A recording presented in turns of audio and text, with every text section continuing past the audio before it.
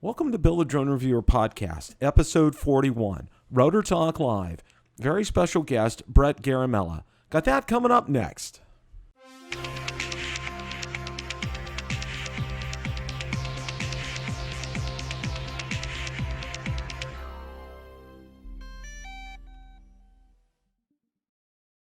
The other night, Marcus Crawford and I hosted Rotor Talk Live, and for that episode, we had very special guest Brett Garamella.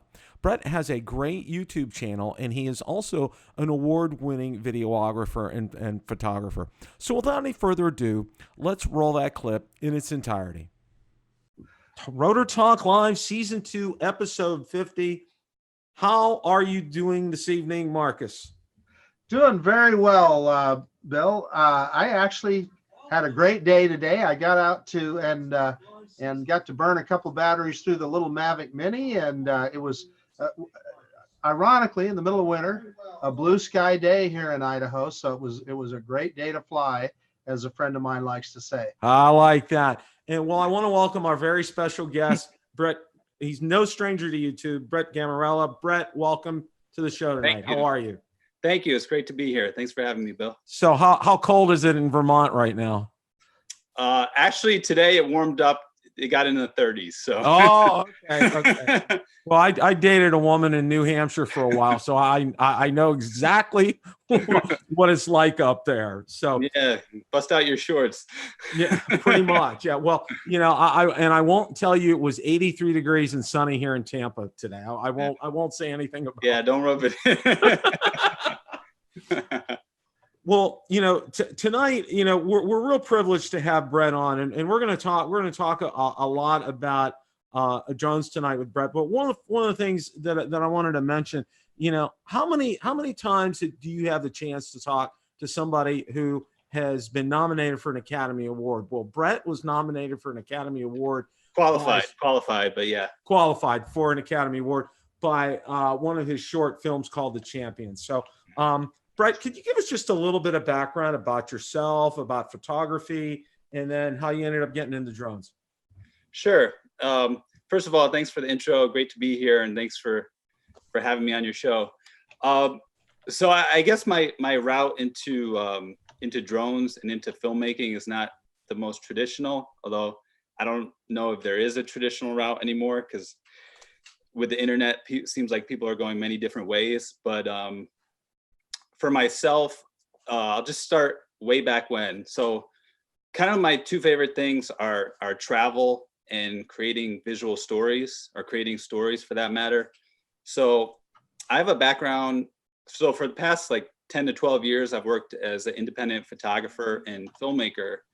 But before that, I have a degree in journalism. So while doing that, I've always had other jobs. So I've worked as a reporter, an author, I've worked as a teacher, and I've also worked in hotels. So I've had all these different types of experiences on top of just doing filmmaking and photography. And then, so how did I get into filmmaking? So at the time I was doing a lot of writing. My background, like I said, is in journalism.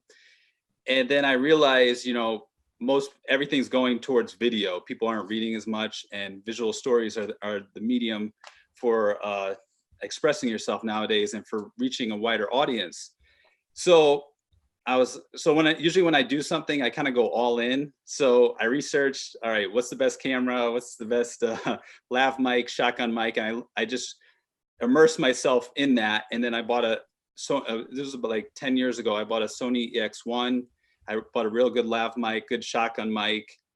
And then because I had that camera, I started getting work right away. I had my photography background, so I sort of knew all the visually how to do things, but I sort of, just learned on the job.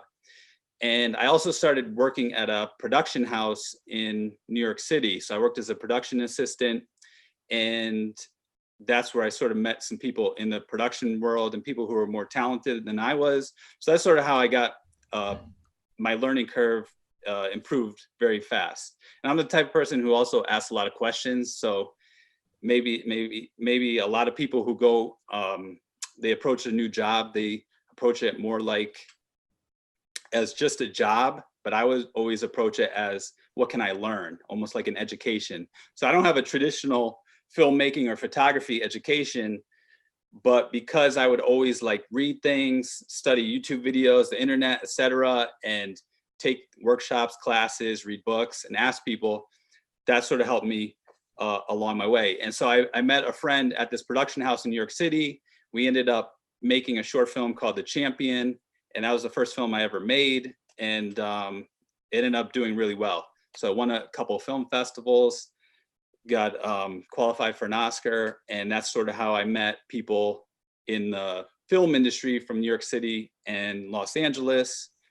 And that got me some more work and got to meet more people and improve my skills as well. So that was a natural evolution. Now you may be saying, all right, that sounds great. After you win those film festivals and you have a big film, aren't you then set? Can you start making a lot of money, et cetera? Well, that wasn't the case, because I made it was a documentary. So the documentary world, unless you're making a big feature film for like Netflix or something, there actually isn't a ton of money in it. Or, so, and I also, my friend and I, we spent all our money just making the film, getting it done.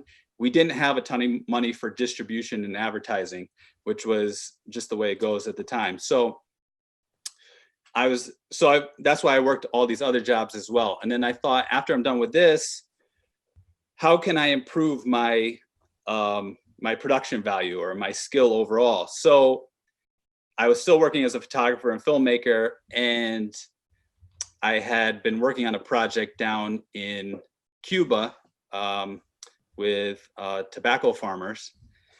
And I just spent some time in Miami. I was there, and I decided I just kind of on a whim, I got hired at the DJI store in Miami.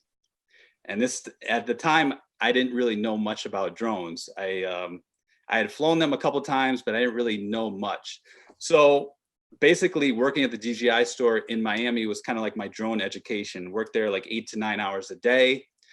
And like I said before, instead of most of my coworkers, I noticed they approached it just like a job, and a lot of them were much smarter than I was, still are today, know more about drones than I do, but they didn't have like the filmmaking and the photography and visual background that I had. So they didn't really know much about that. So I kind of combined those two things. And while I was at work, I would always take like copious notes. I would write things on my phone or whatever when someone come in for a drone repair or something, or would have a question. So I deal with customers all day, people repairing their drones, talking to techs. And then I go home and I would watch YouTube videos or read about this stuff. So it was basically like 2 years, year and a half to 2 years of just basically drones all day, every day. So that's sort of how I got into drones and sort of how I got going. Then after 6 months working there, I bought a Phantom 4 Pro. I passed my Part 107 exam. And then I also started giving lessons at the store, because a lot of my coworkers, they didn't really want to do them. I kind of became the go-to guy for drone lessons. So I'd help people set up their drone, their DJI drone. So I got to fly all the DJI drones, pretty much every one except for the Matrice series. So everything from like the Spark all the way up to the Inspire 2. And because I would give so many lessons, I would get to the feel for all the different drones. Basically, it was a pretty great job, because I would get to learn. And then if they asked me a question that I couldn't answer, I would ask a colleague or look it up and find that answer. So that's what really helped me a lot with learning drones. And then at that time, I'm like, wait a minute, why don't I can reach more people if I start a YouTube channel. So that's why I started my YouTube channel. I'm like, I'm helping some people at the store, but there's really a limited amount of people you can do with a one-on-one lesson, right? Or you're teaching a small group, maybe 2 or 3 people max. So that's why I started my YouTube channel, to reach more people. And also I started, I like video tutorials, because people can go back and they can watch them over and over and learn something they may have forgotten. Whereas I noticed when I would give lessons to people in person, maybe they come in on Monday and then they come in on Friday and have the same question that we went over. So no matter how good my lessons were, people's mind is short term, especially now with all the distractions we have today. So after a week, you only retain like 20 to 30% of what you learned. And so I thought it might be more effective to start a YouTube channel, start doing video tutorials, and also being a part of this community, get to meet more people. And so that's sort of how I got going. And then, so Phantom 4 Pro was my first drone, since everyone is here is interested in drones technology. Then I bought the Mavic 2 Pro and the Zoom when they came out. Kind of went all in, it's sort of my MO. So I did that. So I had the Phantom 4 Pro, the both Mavic 2s, the Zoom and the Pro.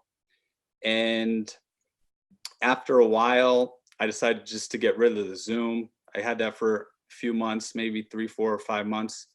And then I just kept the Pro and the Phantom. And then recently, this past summer, I got rid of the Phantom. So now I just have the Mavic 2 Pro, which is right up there, and the Mavic Mini. And that's sort of my drones right now. I'm trying to save money for the Mavic 3, which I think we'll see very soon. So that's a little bit about me. I hope I didn't ramble on too much, or no, that was fantastic. Or anyone, but I tried to get through it relatively quickly.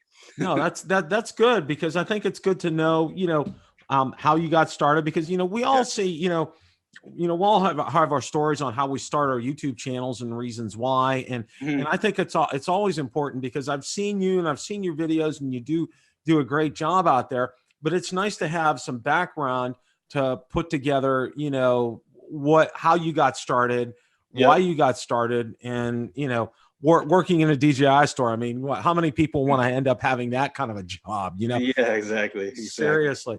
Marcus, you have any questions for Brett? Well, it cracked me up when you made the statement of the other people that worked at the DJI store. It was just a job to them. I mean, there's so many of us that are kind of drone fanatics that would just love to go to work in that environment every day. Although I suppose everything can be drudgery after a while. But I'm going to make a little confession, Brett. I just discovered your channel after Bill brought it up that you were going to be a guest here. But I have looked through enough of your tutorials and so forth to know that I'm going to be watching a bunch of them. Oh, thank you. I appreciate that. Appreciate that. Yeah, well, I always felt like my channel was kind of a work in progress. Even when I started, I enjoyed drones. So I have been trying to improve it. Like now I'm really working on my production value, trying to make my videos even a higher, more production value. And one thing I'm trying to work on is just, if you notice more of my recent videos, just trying to make them a little bit shorter. So as I like to call, like all killer, no filler. So just to try to I'm trying to make my channel a little different from other channels. Whereas I started probably in the beginning, I started with more vlogs and travel vlogs and more about my life and stuff. And I don't know if it's not the right approach, I think, for myself right now. So I'm trying to grow my channel, and I appreciate your interest in saying that. Well, I loved your collaboration with Ed Ricker too. I'm only about halfway through it, but it's pretty entertaining. Awesome.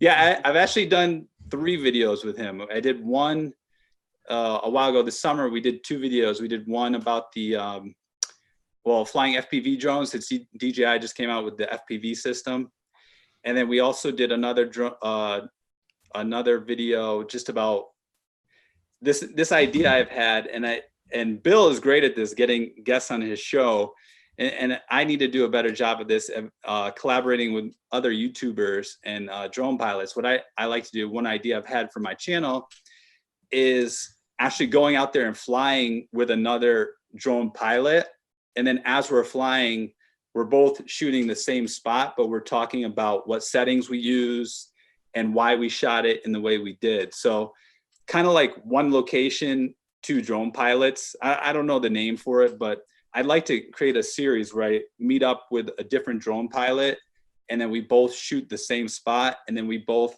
talk about why we shot the way we did, and we ask each other questions, kind of like Ed and I did. Right. And that's one idea I had for my YouTube channel that I'd like to do more of. And then recently, yeah, the most recent video Ed and I did with the Mavic Mini. So that was pretty cool. I gotta tell you something, Brett. I got a chance to meet Ed at the Mavic 2 event in Brooklyn. My wife and I got invited to it. And, you know, the first thing, and I got to say this, okay, you know, a lot of times you don't really know how tall somebody is until you meet them in person. Now, I was just like, okay, there's Ed. I knew Kelly Shores was tall, okay, from Ready, Set, Drone. Yeah. But I didn't know how tall Ed was until I met him in person. I'm like, Ed, how are you? Well, I got to tell you what impressed me about Ed. So I met Ed at Spin Up this last summer. Ron Brown and I did, and he was flying his FPV drones. And as you know, Brett. Yeah, he's an awesome pilot. He's just, the talent is just off the charts. You can't believe that somebody can do that with a drone. And at the same time, he's such a humble individual who will explain things to you and talk through all the minutia, every detail of that you want to know.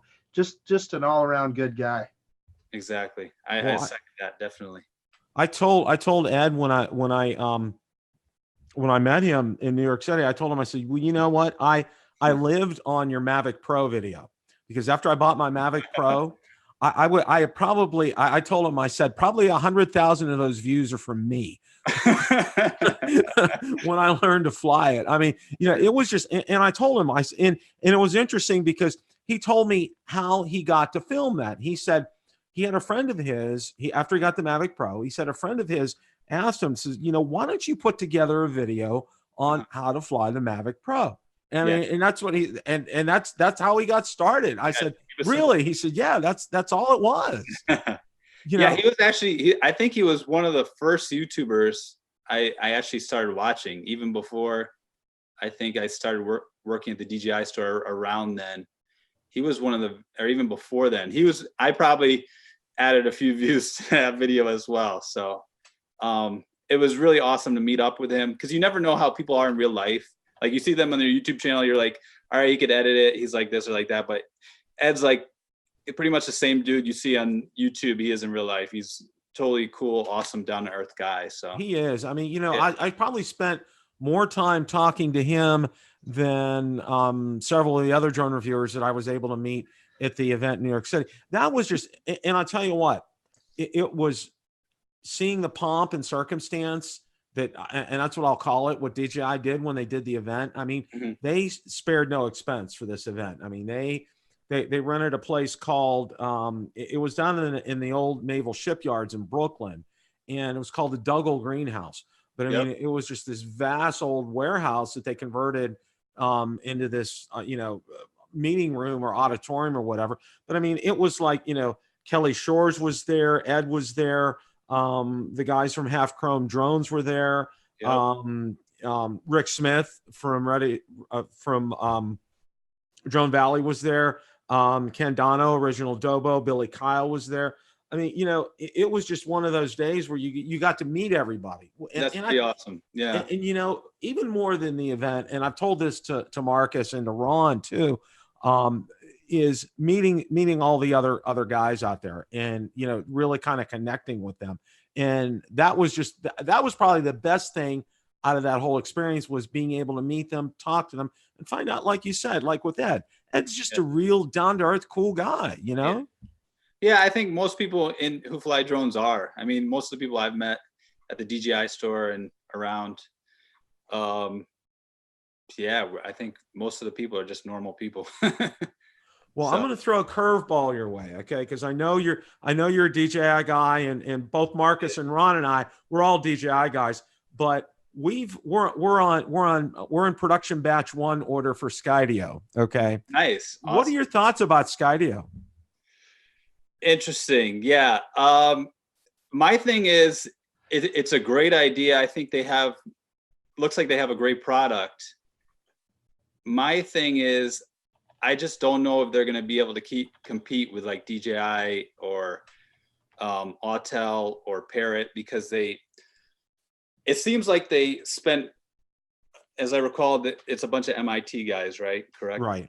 Yeah. So they have this amazing technology with this drone that's pretty much it seems like it has great quality, great color. I looked at that individual evaluation of it that they did. Seems like it has great color, et cetera, but the specs look great, and obviously it has the best autonomously flying drone there is. But it seems like they didn't put enough effort into their distribution and to how they were going to compete with someone like Autel or DJI, because they're making these drones in the United States, whereas Autel is an American company, but they're making them in China, which they have a much bigger assembly line. So the delay, the fact that last month you could pre-order it, but you're not going to get it until I believe March. Am I right about that? February, March? Well, see, what happens is, me, Bill? yeah, they did 3 cycles: production batch 1, 2, and 3. Marcus and Ron and I are in production batch 1, and I agree with you in terms of their order processing and their fulfillment and logistics and things. It's a mess. I mean, it really is. There's no organization. I don't think I don't know if it's a mess. I just feel like I feel like they just didn't prepare. Well, maybe you could call it a mess, but they just weren't prepared for it. So they didn't plan, have a good strategy. I think so much of their strategy was into actually making the drone, and maybe it's just because they're engineers and they're not businessmen first, but they really needed to think about a marketing strategy. This is one thing I was thinking about the last week was, why didn't they send this drone out to a bunch of YouTubers, specifically drone YouTubers, and also have a good affiliate program like DJI has? One reason DJI has really caught on organically with grassroots, so to speak, is because you can use DJI's affiliate program to promote their products. Whereas I contacted Skydio. I was like, look, it looks like you have an awesome product here. I love to work with you. Could I get a discount on your drone? Or could I, because I'm running on a tight budget like most people are. And can I, do you have an affiliate, or at the very least, do you have an affiliate program that if I end up buying your drone, I could at least try to recoup some of that money? And they didn't have that yet. So I think not having an affiliate program and not giving that drone to a bunch of big drone YouTubers and getting all those, because that's what really spreads. I think a lot of people don't really understand some of these companies. They don't understand the power of YouTube or video marketing or just social media, videos on social media. So, and having a good affiliate program, I feel, and a good marketing, their advertisements were good, but I feel like it wasn't as good as DJI. So I felt like if they really checked all those boxes, they would be in a position where, if you said, what do I think how Skydio is going to do? Well, yeah, they have an awesome drone. They're going to do well until DJI gets their hands on their drone and then maybe takes some of that technology and implements it into the Mavic 3, which then, because they have a better business foundation, more people in their affiliate program, more YouTubers using their drone, they're going to get a bigger reach and reach more people and get more sales. And also the fact that they have a huge assembly line, they can get so many of those drones out. So I think Skydio sort of, I like the fact that it's made in the US and there's competition. I think competition is great. I just don't think they really set themselves up to do well in the long term. So Brett, go for it, Marcus. Yeah, okay, that's thanks, just Bill. my opinion, but I could be wrong about that. But So when we placed our orders on October 1st, what they said was that you would get an email to finalize your order sometime in November. Well, okay. November has passed and we're in December now. We Yeah. haven't got those emails yet. So what I think happened is they were completely overwhelmed with orders and don't have the Yeah. production capacity to deal with that. So I'm sure that's what they're struggling with. I'd be willing to bet that there's some angel investors right now trying to figure out how to get that production going. So we'll see. Like you said, it's a drone with a lot of promise, but not enough of us have it in our hands yet to really know, right? And can they live up to all those all the hype, so to speak? And like you said, DJI, they're gonna move that ship around and they're gonna target that thing. And they do have the supply chain that they'll be able to ramp up production really fast. And like you said, the Mavic 3, what is that going to be? We're all excited about that. Yeah, and like the drone, I feel like the drone, the way the industry is, it doesn't have to be like a perfect drone. Like it could have some flaws in it, but if you don't have the distribution and you don't have people in the industry like yourself or like Bill getting their hands on it and telling people about it, that it's being delayed this long, you're really like shooting yourself in the foot. So, you know, it's like the product is king and distribution is queen. They got the king, but they don't have the queen. So with DJI, they have both. So yeah, that's it seems like that's what's going on with what you've been experiencing. Right. Brett, one of the things that I wanted to say was, and that was a great point, Marcus, is, you know, you brought up, and I talked about this with Marcus and Ron too, is, you know, they sent out Skydio 2 to, you know, mountain bikers, and, you know, athletic people, you know, to film that. And it's good because, you know, that in a way that's kind of what Skydio is geared for. Their target market. Right. But, you know, if they want to gear it towards most of our viewers, okay, most of our viewers probably don't, I mean, they may ride mountain bikes, they may do skateboards, they may do other things, but, you know, most of them are going to want to have a controller like they came out with and to be able to control their drone. You know, they're not, you know, autonomous flight is something that's really kind of new to them. So I agree totally with what you said about getting into the hands of some YouTubers. For example, you know, I'll give you probably one of the a couple of the best ones, either iJustine or to Casey Neistat. Okay. And if you get them in their hands, okay, you know, overnight, Casey gets 3 million views on a video. Okay. Something, you know, probably all of us combined will never get on a video.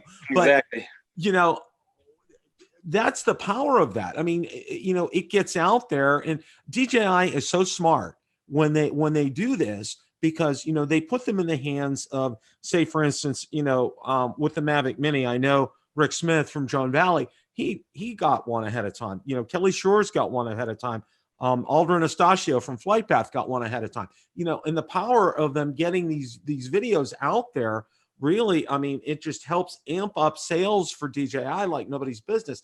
And you know, and that's the thing. You're going to make it like 100 times or 1,000-fold. I mean, it's going to take your sales exponentially. If I was running the company,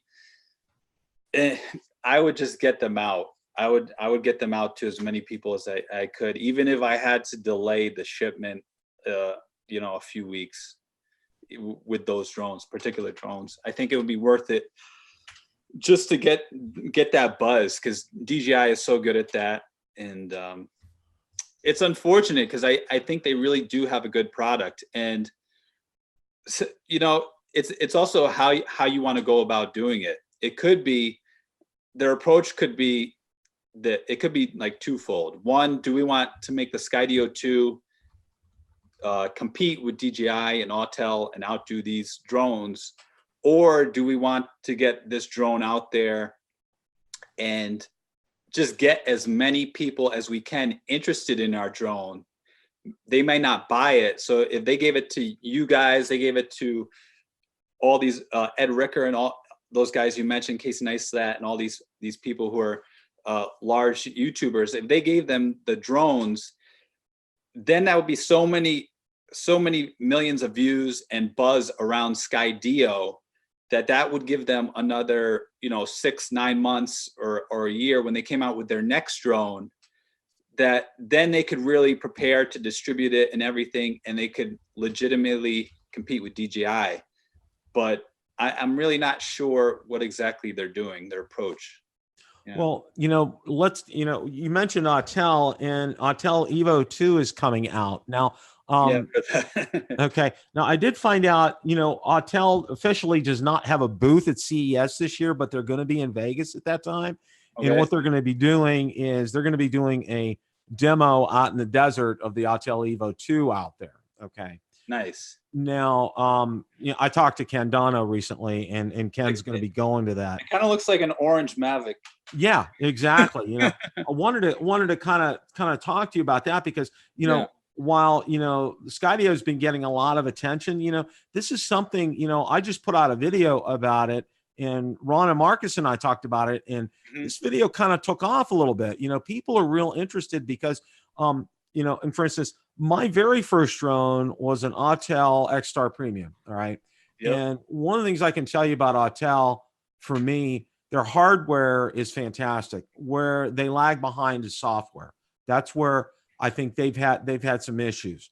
And they did much better with the Evo than I thought they would. Okay. And if the Evo 2 meets the specs that they're talking about, I think it's going to be a killer drone. I think it's really going to put a dent in DJI. And wasn't there talk about 2 Evo 2s or 2 different, I don't know if it's 2 different camera sensors or lenses or 2 different drones? They're going to have, Bill, because I saw some of the articles. I wasn't quite clear on that. There's going to be 3 different cameras. There's going to be a 4K, a 6K, and an 8K camera. Yeah, what about the 10K? Yeah. Ron and Marcus and I were like, wow. And it talked about, I think, a 16-mile range on the battery. Just unbelievable amount of sensors on it. 360 obstacle avoidance like the Mavic 2 Pro. Finally, they're catching up to that. And the runtime is like about 35 minutes, close to approaching 40 minutes. It's gonna get noticed. Is 7,200 milliamp battery, Bill. Yeah, 7,200 milliamp, which gives it that runtime. The distance is amazing, 16 miles. I'm not sure why you'd even need to fly 16 miles, but I guess it's there. And I thought that one of the cameras, Bill, was also had night vision. Wasn't one of them night vision, and the other, and it had then a 4K or 6K camera. So it had both cameras mounted at the same time. At the same time, yeah. That was good. Thanks for bringing that up. You can mount 2 cameras at the same time. Wow. Yeah. The question that I have is, okay, 360 obstacle avoidance. Hey, we already have that on the Mavic 2, right? I had a lot of fun out messing around with it here. Except the size only work in the active track and the the quick shots. Yeah. Well, that's right. And you have I'm splitting hairs there. Yeah. Yeah. And I mean, it's fun to mess around with. It's still there. It's there. So I guess my question is, do you have the AI that's able to take advantage of it? So that's the big open question with this Evo 2. If will it have the processing power to take advantage of those sensors? It's an open question at this point. That's a good point. Yeah, if they can have that, and one other thing, the fact, I noticed a lot of people coming into the DJI store, and people in general, they talk about the distance. So when you hear a thing like 4 or 5 miles, or you hear this 16 miles, for me, I usually only fly my drone within half a mile, maybe a mile max, right? Maybe a mile and a half at most. So to me, that distance really isn't like the distance, but it's actually like the signal strength, especially when you're flying in the city, or you're flying in like a countryside where you have a lot of trees or something that can interfere with your signal.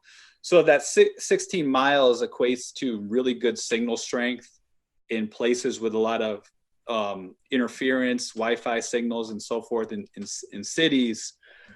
I think that's something that a lot of people will like, because if you can fly in an area where you're only getting a mile or half a mile or a mile with your Mavic 2, and you can go further with the Evo with this new signal strength, I think that might be something that a lot of people might start talking about. And then, yeah, like you said, the obstacle avoidance. I think at this point, you sort of have to have it, right? It's sort of because we've been spoiled with it. So if you take it away from us, especially our Mavic 2 flyers, we're like, oh man, even flying the Mini right now, I like not having any obstacle avoidance for certain shots. So I use the Mini just for specific shots. But if I'm flying normally, I really appreciate having the obstacle avoidance. And for things like active track and other intelligent flight modes, I feel like you need the obstacle avoidance, no? I absolutely agree with both your statements. Yeah. Yeah. That's one thing too that, I know you recently got the Mavic Mini, and I wanted to get your thoughts about what you think about this so far, because it's going to be, and I can tell you this, and this is something I shared, we had a last week's episode was about what drones to buy for Christmas, kind of a thing, and I think that's going to be under a lot of Christmas trees this year. I think it is. Yeah, a lot of people are going to get it. What are your thoughts about the Mavic Mini? I know you've had some time to fly it and to use it. What do you think of it? That's a tough question because I could go on and on. But my initial thoughts are, I'm going to use it very specifically. Like I said, I think normally I'll use my Mavic 2, and probably I have a different approach than most people. I think the thing people have to be aware of is, well, if I'm talking about it, I'll just tell you about some things I've noticed from it, flying it compared to the Mavic 2. So flying out here, I like to fly early morning, and often there's fog. There's a lake right behind me. So when I fly outside and there's the fog in the lake, with the Mavic 2, if there's a ton of fog, or even if it's snowing, the other day I flew my Mavic 2 in the snow, which I've never done before. And the ESCs and the motors and the propellers were perfectly dry. I think it's just the strength, the size and strength that those propellers move on the Mavic 2. They kind of whisk away the moisture. Whereas in the same conditions, I didn't fly my Mavic Mini in the snow, but I flew it in the fog. I noticed it would get moisture and it'd give me like a caution warning on the Mini. Or even when I was flying it, it was cold and foggy, it would actually get like ice crystals around the motor and on the propellers. So because those propellers are so small, they're like this and they're kind of flimsy. So it's a totally different beast. So you have to be very careful. Then the other thing is, you got to keep a line of sight. So you got to be really careful. I recommend always doing a compass calibration and keeping it within sight. So I think for those shots where you want to get in within a line of sight, and maybe in certain situations where you can't bring a big drone, because it also is very quiet, which I don't know if a lot of people have talked about, but the Mavic Mini is very quiet. I'm actually going to make a video probably about some situations where I've flown the Mini. I'm not going to tell them right now, right till I release that video, but I've flown in certain situations. One in particular that I haven't seen any videos made on YouTube or anywhere yet about using the Mavic Mini. So I think there are certain situations where the Mavic Mini really comes in handy that I haven't seen any other DJI drone have. The one downside, I wish it was a higher bit rate. Some people are like, oh, I wish I had 4K.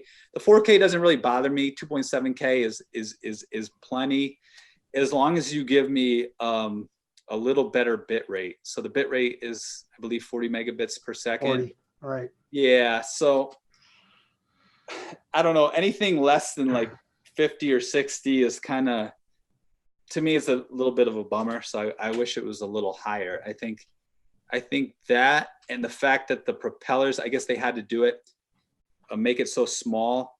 I wish the propellers were bigger, like I said, because I think they are prone to getting moisture and stuff on them. And what was I going to say? If you add the propeller cage or a light or anything else onto it. You know, they market this thing as the 249-gram drone. You don't have to register with FAA. And I think there's a lot of confusion out there among people who are just getting started with drones, because you're targeting beginners, or like you said, Bill, people who are going to get this drone for Christmas. And they think they don't have to register because that's what they see on, you know, all these blogs and YouTube videos, where in fact, if you put the propeller cage or you put a little filter on it or a light, all of a sudden you're over 250 grams. Well, you know, that's one of the things, you know, Ron and Marcus and I talked is just go ahead and register it. I mean, you know. Yeah, just register. People make a big deal out of that. And I guess that was one of their selling points. But I don't know why people get hung up on registering their drone. I mean, it takes literally like, 2 minutes max. And it costs you about $5. Long enough to make a label. If you're just have a hobby license, it's just long enough to make a label. That's it. Yeah, exactly. Hey, I want to touch on one thing, Brett, with regard to the Mavic Mini. Yeah, and I also wanted to get your thoughts. What do you guys think about the Mavic Mini? Yeah. Go ahead, Marcus. So the biggest thing for me, the by far the number one thing, is the portability of it. The way I look at it, to be able to travel with this guy, this little bitty package right here, you know, you can throw it in your backpack, you get on an airplane and you're going someplace. That is the biggest advantage that little guy has in my mind. But to your point, Brett, it is a fragile little drone. It is, I've had some issues with the gimbal on it and so forth, getting a little bit of dust in there, and then you can get a little bit of dust in the motor, land on anywhere near any dust, and you can hear it grinding in those motors. So you need to be very careful about blowing them out. And it's gonna be fragile. It just is. But the camera is good enough for when you just want that portability. And maybe you're going someplace that the drone isn't the main thing, right? You're going on a vacation or something. But there are situations where you want to get a little aerial video. Perfect. Or for documentary films where you need to get in a place where you might need to get some footage. You got to get in there, and it's kind of like a situation that might be kind of dicey, and you have to get there quick and without anybody noticing you. You could use it. I mean, I'm not saying advising that, but you know, there are certain situations where you want to get film. You know. Or let's face it, Brett, the price tag too. $1,400 for your Mavic Mini as opposed to $1,800 or whatever. Yeah. You know, you could put it maybe in a situation you otherwise wouldn't do with your other. No, DJI is very smart. I mean, I feel like DJI spends so much money on their research design, and you know, I have a feeling, I don't know this for a fact, and I worked at the DJI store, but I know much about what's coming out as anyone else. It's not, because the store was owned by a local company. So it's not like I have like insider knowledge or anything. I'm just, you know, DJI's, they're a company, I'm myself, and that's it. But they do seem to always have, I think, many drones in the works. So, you know, Bill asked me, you know, what do I think about the Skydio and how they're going to do, or now the Autel Evo. I think DJI has an answer to whatever comes out in the market. That just working there and just seeing, you know, just spending so much time seeing all the products that they make, it seems like, you know, now competing with GoPro and now doing them with the Osmo Action and the what is it? I can't even think of the name. The Osmo, not the Osmo Action, the other one before that. The Pocket? The Pocket. Osmo Pocket, yes. Yeah. So it seems like DJI always has an answer for whatever comes out in the market, which for me, I kind of like, I really like to see some competition. You know, I think it would be healthy for the drone industry and for all of us to see some competition. Anytime you have like a monopoly or one company dominating the market, I don't necessarily see that as the best thing, but they are a good company despite the fact that their dominance. They seem to be a straight up company, and they really are going in the right direction. Yeah. Here's the way I always put it. DJI knows what we want, before we even know what we want. Yeah, yeah. That's like And they Steve put it Jobs. out there and you go, okay, I want that. Well, Exactly. you know, one of the things I wanted to say before we go to talk about another drone is, you know, I'm in the same boat as Marcus. The portability for me was fantastic. We just a couple of weeks ago went up to Ohio to visit. Exactly. We became grandparents this year, and you know, our Good. granddaughter is like number one in our lives right now, and it was so cool to be able to take up my drone. I took the Mavic Mini with us, and my son-in-law wants a drone in the worst way possible, so we got outside and I ended up taking a selfie of all of us. Okay. There's my wife holding our granddaughter and my daughter and her husband, and we're all there. And the funny thing about this is, you know, watch that video. I forgot to put the joysticks in. So I'm just pushing down on the little knobs on there. Okay. When I'm flying the Mini. Nice. Okay. Cause I didn't have That the works sticks too. in You there. can actually fly like that. Yeah. I found that out. And my son-in-law goes, "Are these for anything?" And he's holding up the two. I says, "Yeah." So, but no, I agree with Marcus. The portability on this is incredible, and I think it's something that, like I said, it's going to do real well this year. And there's going to be a lot. There's going to be a lot of what I call opportunities for more videos, because I think I don't think there's going to be enough videos on Mavic Minis out there. I really don't right now.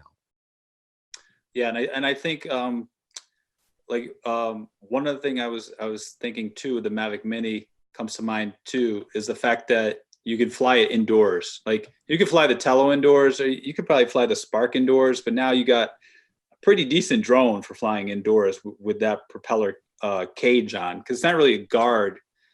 It's more like it's a whole cage. So Yeah, I was flying that indoors. I was even flying that outside between trees, bouncing off of trees. And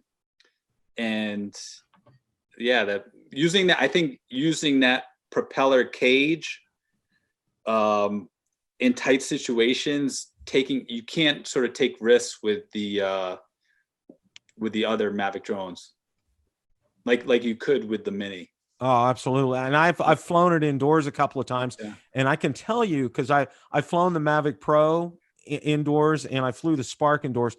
One of the things, because the downward sensors, we have dark floors, and it doesn't like dark floors. Okay. And the Mavic Pro kind of took off and put a dent in the wall. I kind of heard about that from my wife. So my days were full. I thought my days were over, but she saw that the Mini had the cage around it. And what I did was I started out on my front porch, flew through the house, went out to the backyard, turned around, came back, flew through the house again, and then landed on the front porch.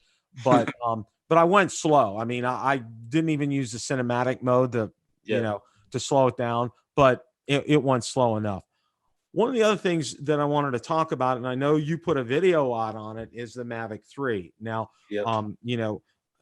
that's something, it's a foregone conclusion. I think when is the only question that it's going to come out. What are your thoughts about the Mavic 3?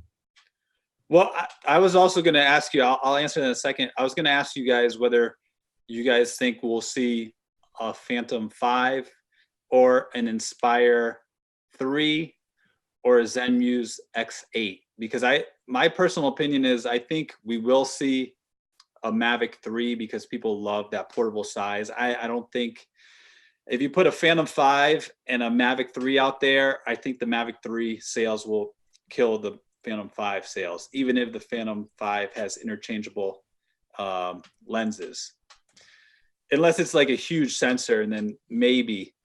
But one of the things that we had Rick Smith on. Yep. And one of the things that he was telling us, he said, he says, I'm not under any NDA, so I can kind of talk freely. And he said, yes, he thinks there's going to be a Phantom 5 out there, which a lot of people rolled their eyeballs when he said that. But he thought that. I think he also said an Inspire 3. I think we'll see that. He definitely said a Mavic 3. But also, and this is something not a lot of people are talking about, is a Mavic Air 2 will be coming out, a new and improved version of that with new ESCs, a better type of Wi-Fi, enhanced Wi-Fi system, because I know a lot of people complained about the range with the Mavic Air. And and better batteries with it as well too. So, but I think that's going to be coming rather soon as far as that's concerned. Marcus, what are your thoughts about this?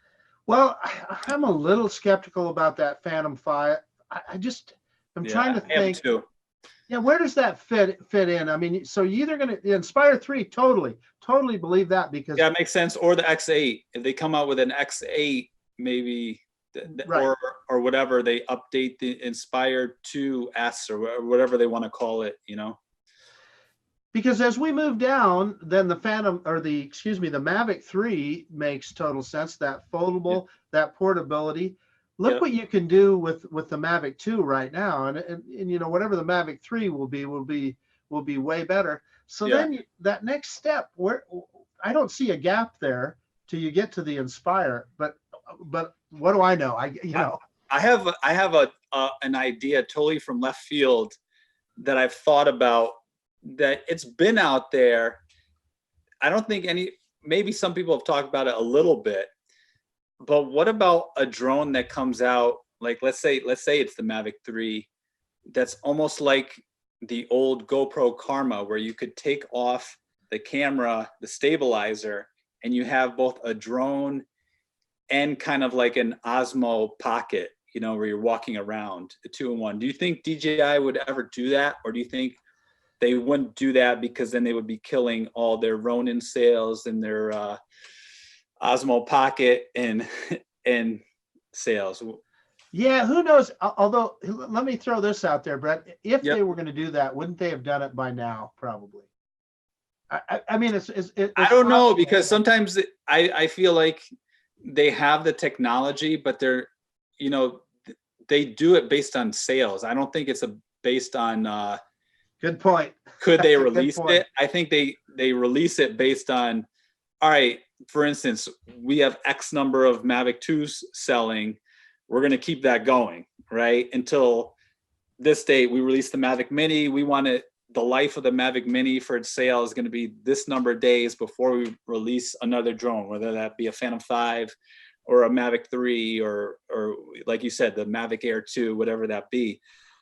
So I always thought they could do it, but then they were like, maybe they have the technology for the Osmo Pocket and the Osmo Action. They're like, wait a minute, we want to take the market away from GoPro first before we release this all-in-one drone that you can, kind of like the Karma, which I thought was a good idea. They just didn't execute it well. That you have like a Mavic 3 and Osmo Pocket sort of combined. Because I think that would be something that would sell really well. I could be wrong, but it's just an idea I wanted to throw out there into the mix. Well, like I said, DJI probably knows more about what we want than we do, and what. That's true. You know. and they do their market testing, so they obviously, you know, I don't think with DJI it's kind of like there are no accidents. Like Skydio came out. I don't think they did enough of their market research. Like you said, I don't think they knew that it was going to be such a hit, or they were going to get so many pre-orders. They weren't prepared, right?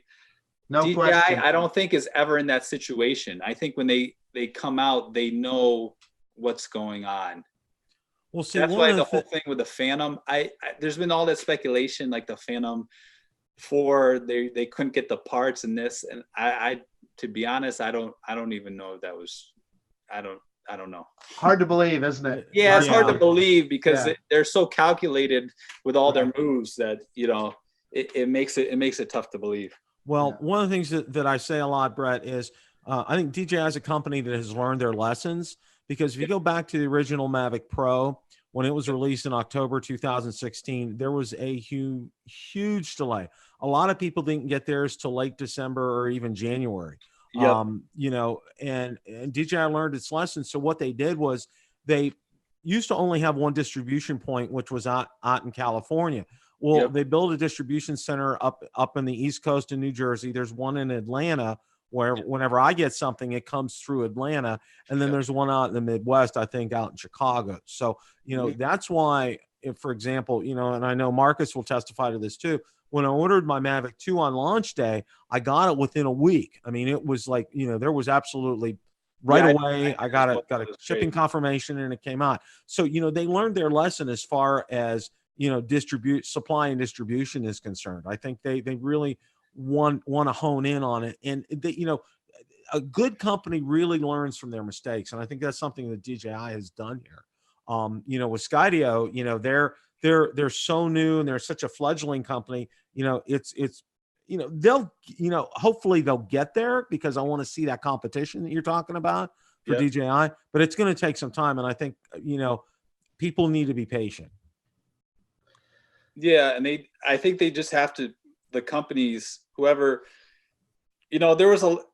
this past year has been a rough year, I think, for DJI in the consumer drone market. They had that internal fraud investigation thing that they were dealing with. They haven't released any drones, mainly because they haven't had any competition. They have one thing people, I don't know, probably you don't mention on too many YouTube videos, is DJI has also really upped their game with their enterprise drones. So they've added, all these new thermal drones. They've added the Storm and some other services that they have in terms of enterprise solutions. So, I know in Rotor Talk, you talk about what's coming out in the future and so forth. They've really diversified. In fact, that they took on GoPro and, the action camera market, the Osmo Pocket, and then they stepped up their enterprise solutions. So I think DJI is, they could be growing in revenue without releasing any consumer drones, which is kind of like disappointing for people like you and I, because we want more more drones.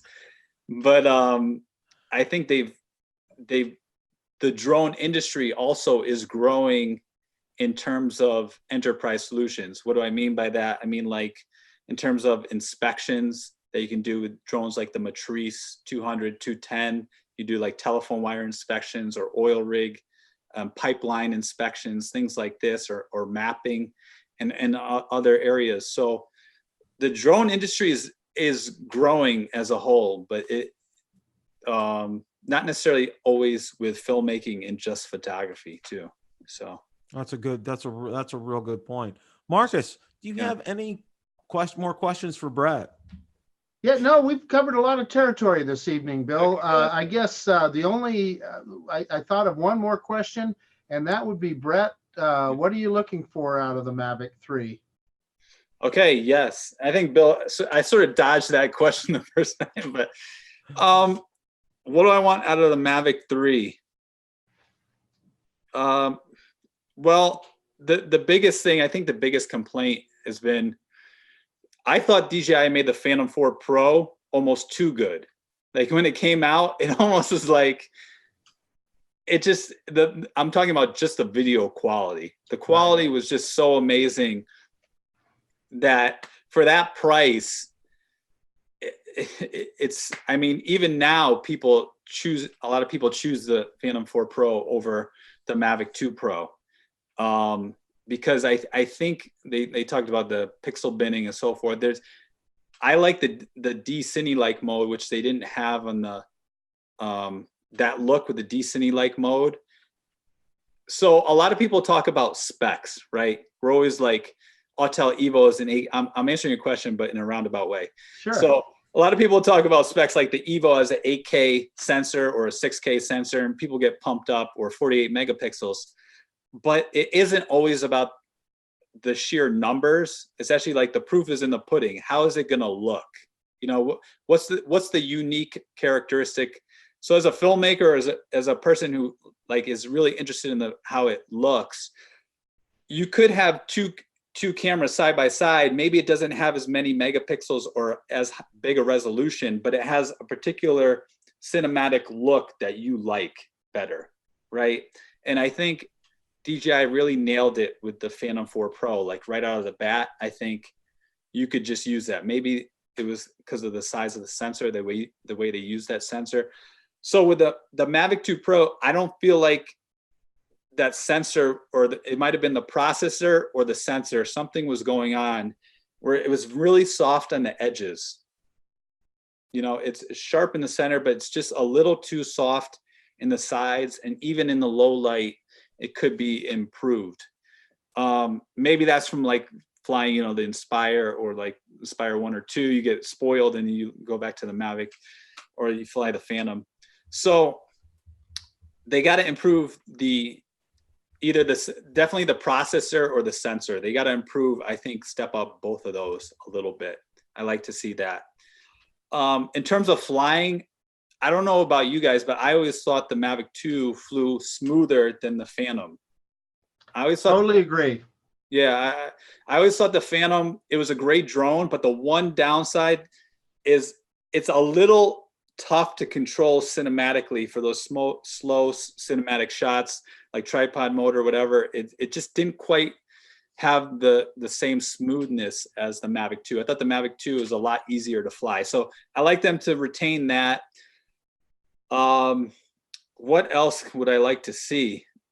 Yeah, so mainly the image quality in terms of like, another thing was with the quick shots or the intelligent flight modes.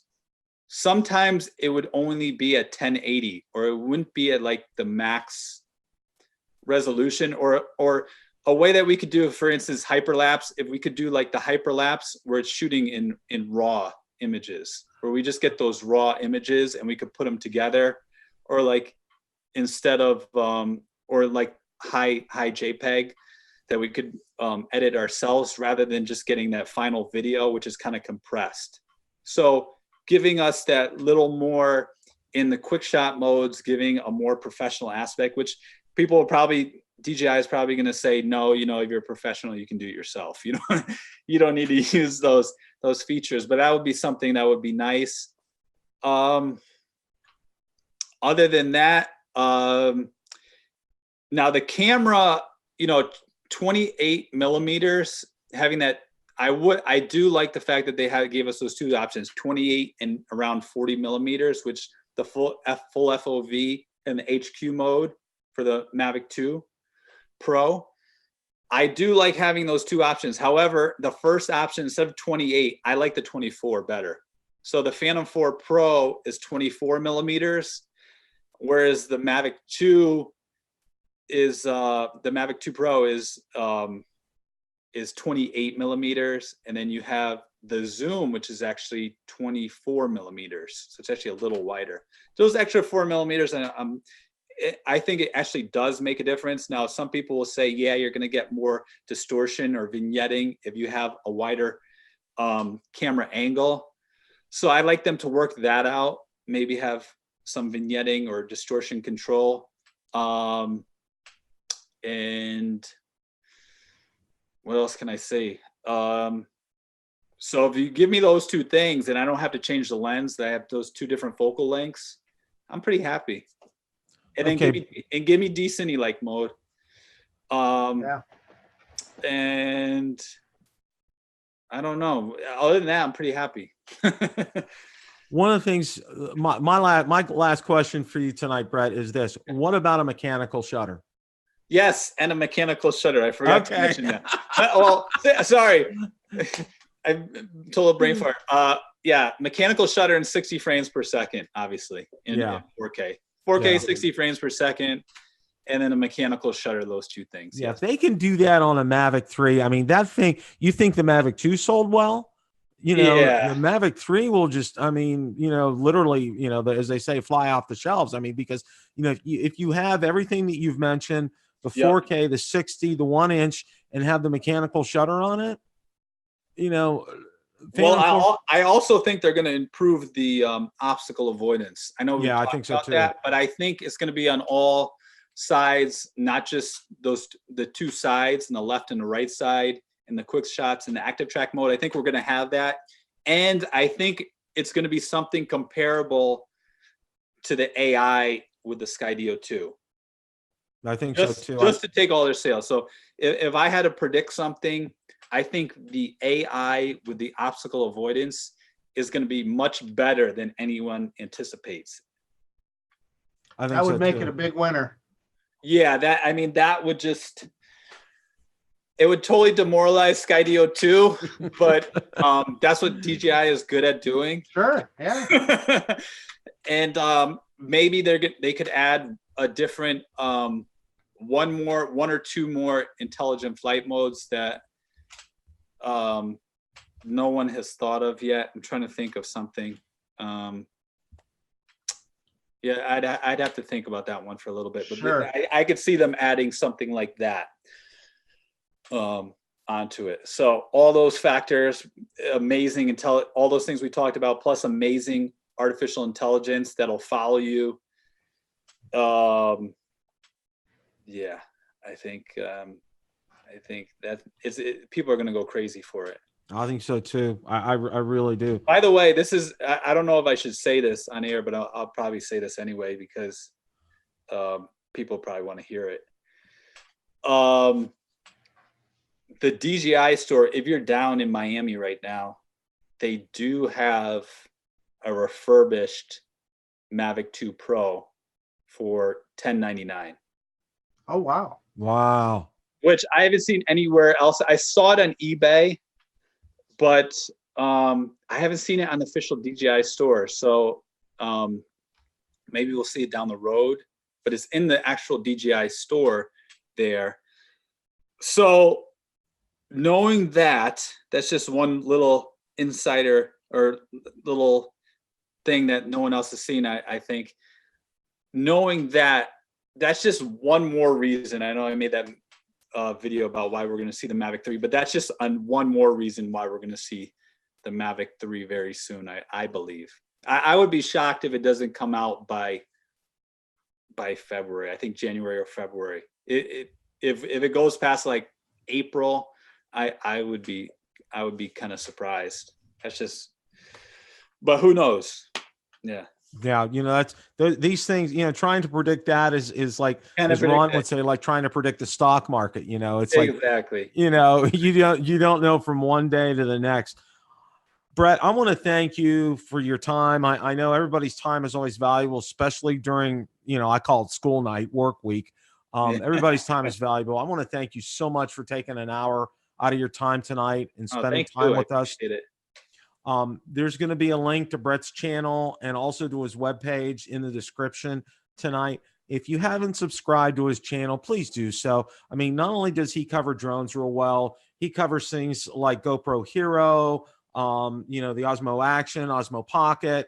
He looks at other cameras, other types of things. He has tutorials out there. Guys, definitely check him out. He has a great channel. Can I say one thing before I go, Bill? You sure can. All right. First off, I think I talked way too much. So if I talked way too much, I apologize for that for everyone listening, because I kind of, I don't know. I think I talked too much. But anyhow, I did create something that may be of value to people listening. If you go to my website, which is, if you go to my YouTube channel, which is just my name, Brett Garamella, you can see on the right-hand side of the banner, you see it says free drone gear guide. Or if you go to my website, brettgaramella.com/guide, I made this guide. It's over 30 pages. It's a PDF that you can download free. And on it, I provide all my short take on with the specs and accessories for all different drones, from all the way from like the Tello to the Matrice. So, and then I also have accessories and some of my favorite apps on there. So I sort of made that for my viewers, listeners, etc. So that's something someone's interested in. I assume people are here, they're interested in drone gear. I thought that might be of interest to them. So you can get that guide at brettgaramella.com/guide, or just go to my YouTube channel and you can see it in the right-hand side of my banner. So yeah, I know, Brett, you didn't talk too much because the whole idea is for Marcus and I not to be talking as much as you were talking tonight, because right. We learned a lot from you, and I want to encourage people to go on to to Brett's channel and also to his website and watch that film that he made. I mean, it's pretty special. Brett has some incredible talents.